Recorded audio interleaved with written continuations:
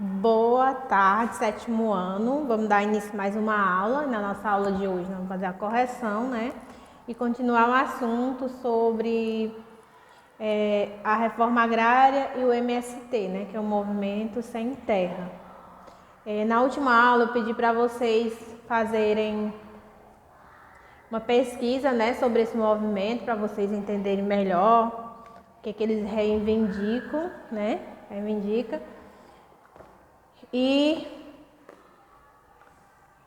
pedi também, né, o resumo do documentário lá, Astecas, né, sobre os povos astecas. Mas no caso nós vamos tratar aqui só de geografia. Eu quero que vocês abram a página 94 para a gente fazer a correção, né, da atividade 94.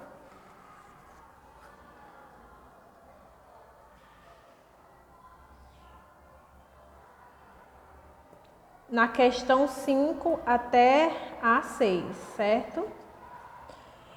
Evidentemente, questão 5, evidentemente que hoje a reforma agrária que sonhamos não é mais a reforma agrária clássica, capitalista.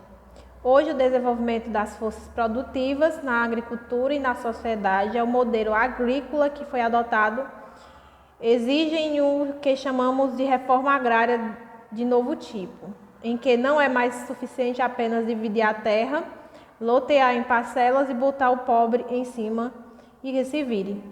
50 anos atrás ele se viraria, mas hoje não consegue mais. Você concorda com a opinião do autor? Bom, gente, essa questão aqui na letra A, ela era pessoal. Vocês iam analisar, segundo o texto, né?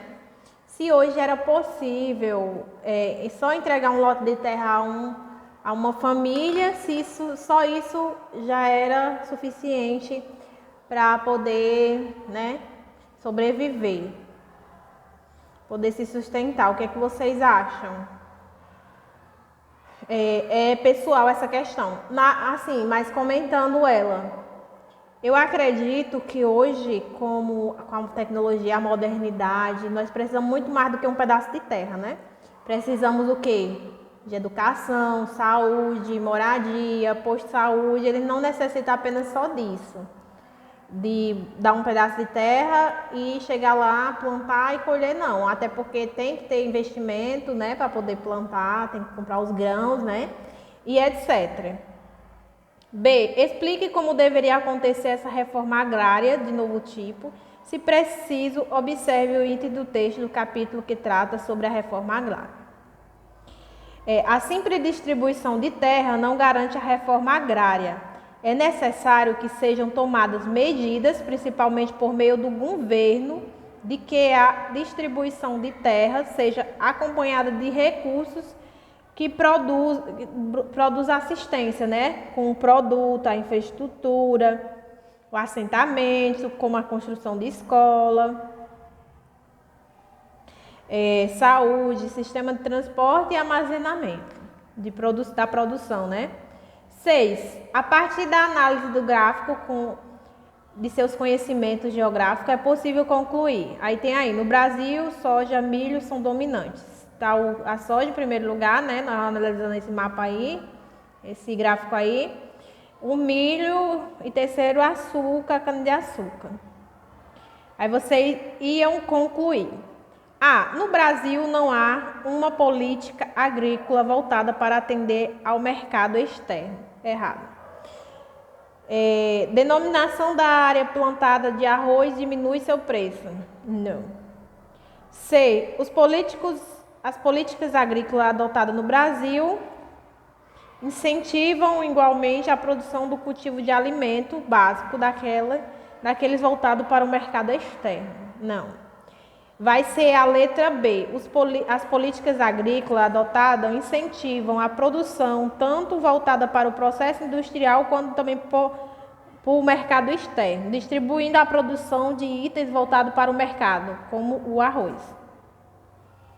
A 7, vocês iam ler com atenção o trecho e responder. Agora respondo o que se pede. Em quais produtos do agronegócio nosso país é líder mundial? Só por o gráfico já dá para ver, né, gente? Cite ainda os demais produtos do agronegócio brasileiro e que apresenta alta competitividade no mercado industrial internacional. Café, laranja e cana-de-açúcar. Os demais produtos do agronegócio brasileiro que apresentam alta competitividade no mercado internacional são a carne bovina, carne de frango, soja, tabaco e o milho.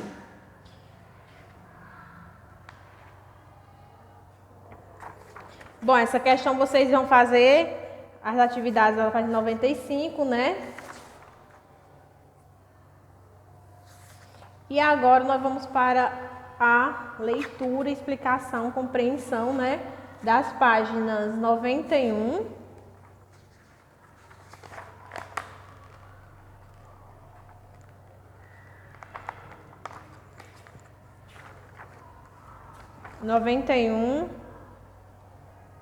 e 92.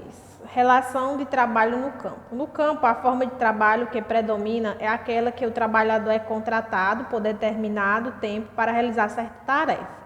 Com o plantio, a colheita, a limpeza do terreno sem nenhum vínculo empregatício é evidente sem nenhuma garantia de trabalho posterior. Esses trabalhadores são conhecidos como boias frias. O funcionário dos latifúndios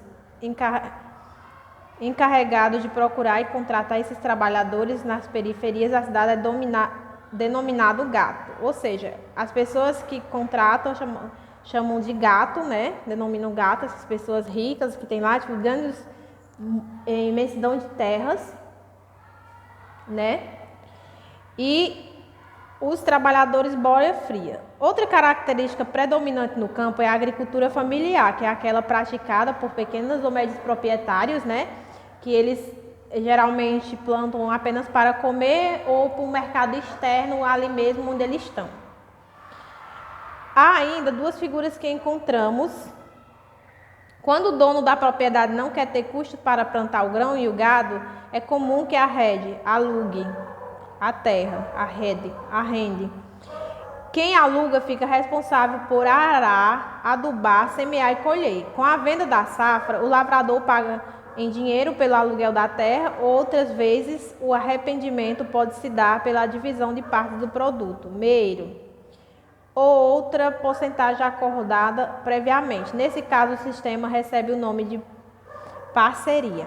Há ainda duas figuras que se encontram constantemente envolvidas nos conflitos pela terra, devido à forma de se obter a propriedade da terra no Brasil.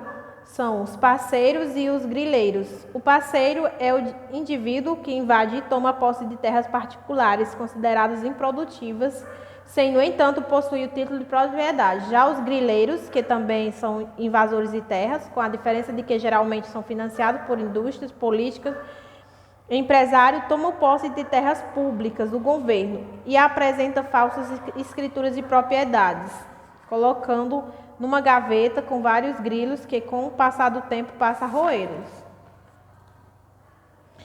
Pronto, eu vou pedir para vocês lerem e se aprofundar para conhecer os interesses do agronegócio, põe em risco o meio ambiente, certo? E a resolução das atividades, que é da página 95, certo? A, B e C. Até a próxima aula, mandem a agenda, mandem a atividade. Qualquer dúvida podem estar em contato.